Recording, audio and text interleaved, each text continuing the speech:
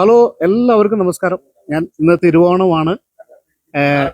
തിരുവോണം നമ്മുടെ മധുസാറിൻ്റെ വീട്ടിലാണ്. മധുസാറിന് ഓണസദ്യമായി 32 തരം കറിയും 3 തരം പായസവും. അങ്ങനെ വീഡിയോ പിടിക്കുന്നത് നമ്മുടെ മധുസാറിൻ്റെ കാര്യസ്ഥനാണ്.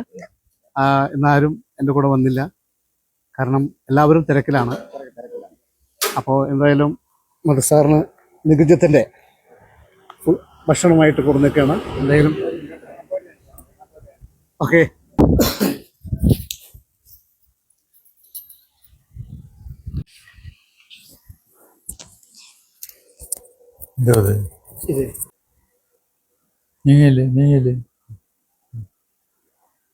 ഞാൻ അപ്പം മധുസാറിൻ്റെ അടുത്ത് തിരുവോണമായിട്ട് മധുസാറിൻ്റെ അടുത്തേക്ക് വന്നിരിക്കുകയാണ്. എന്തായാലും മധുസാറ് വരാൻ ചോദിച്ചപ്പോൾ വന്നു എന്ന് പറഞ്ഞു. അപ്പൊ എന്തായാലും മധുസാറിൻ്റെ അടുത്ത് എത്തിയിട്ടുണ്ട്. അപ്പോൾ ഓണൊക്കെ എങ്ങനെയാണ് മധുസാർ? ഓണമല്ല, എല്ലാ ഓണം പോലെ തന്നെ പ്രത്യേകത. ഇപ്പൊ പ്രത്യേകിച്ച് ഞാൻ ഇവിടെ തന്നെ ഇരിക്കുകയല്ലേ, അവിടെ എനിക്ക് ദിവസം ഓണമാണ്. എന്തായാലും ഓണക്കാലമായിട്ടോ മധുസാറിനെ കാണാനൊരു ആഗ്രഹം തോന്നി. എന്തായാലും എത്തി. എന്തായാലും മധുസാറിനെ എല്ലാവരും അന്വേഷിച്ചിട്ടുണ്ട്. അന്വേഷണം പറയാൻ പറഞ്ഞിട്ടുണ്ട്. സന്തോഷം. എല്ലാവർക്കും ഞാൻ ഓണം ആശംസിച്ചു എന്ന് പറഞ്ഞിരിക്കുക. നമുക്ക് വേണ്ടത്തക്കവരെല്ലാം കാണുമ്പോൾ ഞാൻ ഓണം ആശംസിച്ചു എന്ന് പറഞ്ഞിരിക്കും. അതെ, അതൊരു വലിയൊരു സന്തോഷം തന്നെയാണ്. മധുസാറിൻ്റെ കൂടെ ഒരു ഓണാഘോഷം നേരിട്ട് പറയുക, അതിന് വരാനുള്ള അനുമതി തരിക, ഇതൊക്കെ നമ്മുടെ ഒരു വലിയൊരു ഭാഗ്യം തന്നെയാണ്. കാരണം മധുസാറിന് ജയൻ സാറായിട്ടുള്ള ഒരു അടുപ്പവും കാര്യങ്ങളൊക്കെ ഒരു വലിയ രീതിയിൽ തന്നെയാണ്. അപ്പോൾ ഞാൻ ജയൻ സാറായിട്ട് ജീവിക്കുമ്പോൾ, മധുസാറായിട്ട് ഇങ്ങനെ ഇരിക്കുമ്പോൾ, ജയൻ സാറിന് നേരിട്ട് കണ്ട മധുസാറ് എന്നെ കാണുമ്പോൾ എങ്ങനെയാണ് മധുസാറ് തോന്നുന്നത്? ഞാൻ ജയൻ്റെ കാര്യം ഓർക്കും. ജയൻ്റെ കൂടെ വർക്ക് ചെയ്ത കാര്യം, കൂടെ പ്രവർത്തിച്ച കാര്യം, സഞ്ചരിച്ച കാര്യം, അല്ലാതെ ആയിട്ടുള്ള സംഭാഷണങ്ങൾ, എന്തിനെ അവസാനത്തെ നിമിഷങ്ങൾ വരെ ഓർക്കും. അതെ, ആ ഒരു ജയൻ സാറിന് ഓർമ്മ അതെന്നെ വലിയൊരു ഭാഗ്യം. അത് ഓർമ്മകൾ വരുന്നുണ്ടല്ലോ. കാരണം ജയൻ സാറിനെ ആരും മറക്കില്ല, ഇതുവരെ ആരും മറക്കില്ല. കാരണം ഓരോ കൊല്ലം ആള് ലെവലിൽ പോവാം. നമ്മളിപ്പോ അറിയപ്പെട്ടതും ജയൻ സാറായിട്ടാണല്ലോ. ഞാൻ അഷ്റഫാണെങ്കിൽ ആരും അറിയില്ലായിരുന്നു. അപ്പോൾ ജയൻ സാറിലൂടെ അറിയപ്പെട്ടപ്പോൾ ഓരോരുത്തര് നമ്മളായിട്ട് ചാൻസ് ചോദിച്ച് വരുന്നുണ്ട്. ഓരോ ചാൻസ് ചോദിച്ചിട്ട് അത് അപ്പം നമ്മൾ ചാൻസ് കൊടുക്കാറുണ്ട് എല്ലാവർക്കും. ഇപ്പോൾ ലേഡീസ് ആയാലും സീമയായിട്ടൊക്കെ ജയഭാരതി ശാരദയൊക്കെ ആയിട്ട് അഭിനയിക്കാറുണ്ട്. നമ്മൾ എല്ലാവർക്കും അഭിനയം ചാൻസ് കൊടുക്കും. അങ്ങനെ അവരും വലിയ വലിയ രീതിയിലൊക്കെ പോയി അവരുടേതായ കാര്യങ്ങൾക്ക് അവർക്കും ഒരു ഇതായി. ജയന്റെ ഒരു മകനുണ്ടെന്നുള്ള പരിചയപ്പെട്ടിട്ടുണ്ടോ? ജയൻ സാറിന്റെ മകനാണ്. ജയൻ സാറിന്റെ മകൻ എന്ന് പറഞ്ഞിട്ടൊരു ഇത് കേട്ടിട്ടുണ്ട്. അപ്പൊ ഞാനത് എവിടെയെങ്കിലും ജയന്റെ പേരിലൊരു പ്രോഗ്രാം എന്തെങ്കിലും അറേഞ്ച് ചെയ്യണമെങ്കിൽ അടുത്ത് കാശ് വാങ്ങിക്കുമല്ലോ. ആൾക്കാർ കാശ് വാങ്ങിച്ചു കൊടുക്കാനാ? കാശ് വെച്ച് അവിടെ ചെന്ന് പറയും ഇങ്ങനെയാണെന്ന് പറഞ്ഞിട്ട്, പിന്നെ അവിടെ ബഹളം ഉണ്ടാകാതിരിക്കാൻ വേണ്ടി അവർ വല്ല പൈസ വല്ലതും പറഞ്ഞേക്കും. അത് ജയൻ സാറിന്റെ മകൻ എന്ന് പറഞ്ഞിട്ട് ഒരാള് ഉണ്ട്, കൊല്ലത്ത് ഉണ്ടെന്ന് പറയുന്നത്. ഈ മുരളി ജയന എന്തോ അത് നമ്മളിത് എസ് എന്ന് പറയാൻ പറ്റില്ല എനിക്ക്. കാരണം അത് വേറെ 2-3 വന്നിരുന്ന സ്റ്റാച്യുവിന്റെ പുറകെ കുറച്ച് സ്ഥലം വേണമെന്ന് എൻ്റെ ചോദിച്ചിട്ട് കൊടുക്കണില്ല.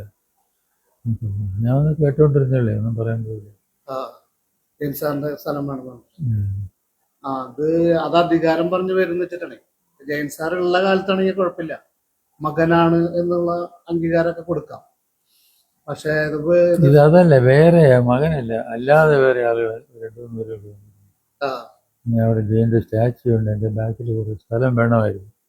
ആ സ്ഥലം കൈവശത്തുള്ള ആളുകൾ ചോദിച്ചിട്ട് കൊടുക്കുന്നുണ്ട്. ഞാൻ ചെയ്യാൻ ശരി. അങ്ങനെ അതിപ്പോ മധുസാറിന്റെ അടുത്ത് പറഞ്ഞിട്ട് കാര്യമില്ലല്ലോ. മധുസാറിന് അങ്ങനെയുള്ള അടുപ്പങ്ങളല്ലല്ലോ, ഫ്രണ്ട്ഷിപ്പും ഇതൊക്കെ അല്ലല്ലോ. പിന്നെ മകനാണ് എന്ന് പറഞ്ഞിട്ട് ഒരാൾ നടക്കുന്നുണ്ട്. അതെങ്ങനെയാ അങ്ങനെ പറഞ്ഞു നടക്കുന്നത്? എനിക്കെങ്ങനെ അറിയാം? അതായത് എനിക്കെങ്ങനെ അറിയാം? ഓരോരുത്തരായിട്ട് ഇന്റർവ്യൂ ചെയ്യുമ്പോൾ അങ്ങനെ ഞാൻ അതാണ് ചോദിച്ച, അയാൾ നേരിട്ട് കണ്ടിട്ടുണ്ട്, അയാൾ വന്ന് പരിചയപ്പെട്ടിട്ടുണ്ട്. എനിക്ക് കാണുന്നുണ്ട്, പക്ഷെ അംഗീകരിക്കാൻ കണ്ടിട്ടില്ലല്ലോ. ഇല്ല, ഞാൻ കണ്ടിട്ടുണ്ടോ എന്നാ ചോദിച്ചത്. ഇല്ല, കണ്ടിട്ടില്ല. എൻ്റെ അടുത്ത് ഒരുപാട് ആൾക്കാർ അതെ, അതുകൊണ്ട് പരിചയപ്പെടണമെന്നോ പെടണ്ടെന്നോ ഞാൻ പറയണില്ല. അല്ല, എനിക്ക് പരിചയപ്പെടാന്ന് പറഞ്ഞ ആളത് എന്തെങ്കിലും ഒരു തെളിവ് ഉണ്ടാക്കിയിട്ടില്ല, പറച്ചിൽ മാത്രമേ ഉള്ളൂ. അപ്പോൾ തെളിവ് ഉണ്ടാക്കിയിട്ട് വരികയാണെങ്കിൽ ഞാൻ ആളെ പോയി കെട്ടിപ്പിടിക്കും. ജയിൽ സാറിന്റെ മകനാണെങ്കിൽ കെട്ടിപ്പിടിക്കും. മോനെ നിന്റെ അച്ഛൻ വന്നിരിക്കുന്നു പറഞ്ഞിട്ട് ഉള്ള ഒരു ഇത്. അപ്പോൾ അതൊന്നും അങ്ങനെ തെളിവ് കിട്ടിയിട്ടില്ല. തെളിവ് കിട്ടിയാൽ നമുക്ക് കുഴപ്പമില്ല. അതുവരെ എനിക്കിപ്പോ ജയൻ സാറിന്റെ വീടിന്റെ അവിടേക്ക് പോകാനൊക്കെ അനുമതിയുണ്ട്. ജയൻ സാറിന്റെ ബുള്ളറ്റ്, മീൻ സിനിമയിലത്തെ ബുള്ളറ്റ് ഇല്ലേ, അത് ഞാൻ ചെന്ന് കഴിഞ്ഞാൽ ചെങ്കലായിട്ട് അയച്ച് പുറത്തേക്ക് ഇറക്കി വെക്കും. അപ്പൊ അതൊക്കെ വലിയൊരു ഭാഗ്യം കിട്ടിയത് ഈ ജയൻ സാറിന്റെ ഒരു ആരാധകൻ എന്ന നിലയ്ക്കാണ്. പക്ഷെ ഇത് ഞാൻ അങ്ങനെ അംഗീകരിച്ചു കഴിഞ്ഞാൽ എന്നെ അവിടേക്ക് കയറ്റില്ല. ഇനി ഇട്ടിരിക്കുന്നത് ജോസ് പ്രകാശിന്റെ കോട്ട. ജോസ് പ്രകാശിന്റെ മോൻ രാജൻ ജോസ് പ്രകാശിന്റെ ഒന്നാണ്. അപ്പൊ സാറിന്റെ കൂടെ ഒക്കെ ജോസ് പ്രകാശ് അഭിനയിച്ചിട്ടല്ലേ ഒരുപാട്. എന്തായാലും വളരെ സന്തോഷം. ഇപ്പൊ കുറച്ച് സംസാരിക്കാൻ കഴിഞ്ഞു. നമ്മള് ഇപ്പൊ ഈ നമ്മള് വാട്സപ്പിൽ സംസാരിക്കുന്നുണ്ടെങ്കിലും ഒരു അകൽച്ച നമുക്ക് എപ്പോഴും ഉണ്ട്. അതുകൊണ്ടാണ് ഈ ബന്ധം നിലനിൽക്കുന്നത്, അല്ലെ? ഡെയിലി ഇങ്ങനെ അരമണിക്കൂർ 1 മണിക്കൂറൊക്കെ സംസാരിച്ചു കഴിഞ്ഞാല് ബോറടിക്കും, അല്ലെ? അത് വലിയൊരു നമ്മളാ ഒരു അകലം പാലിക്കുന്ന കാരണം എനിക്ക് എപ്പോഴും വരാൻ പറ്റുന്നുണ്ട്. കൂടുതലായാൽ അമൃതം വിഷമെന്ന് പറയില്ലേ, അതുകൊണ്ട് വലിയൊരു സന്തോഷം. ഇത്രയും കുറച്ച് നേരം സംസാരിക്കാൻ കഴിഞ്ഞ സന്തോഷം. അതായത് എല്ലാവർക്കും ഓണം ആശംസകൾ.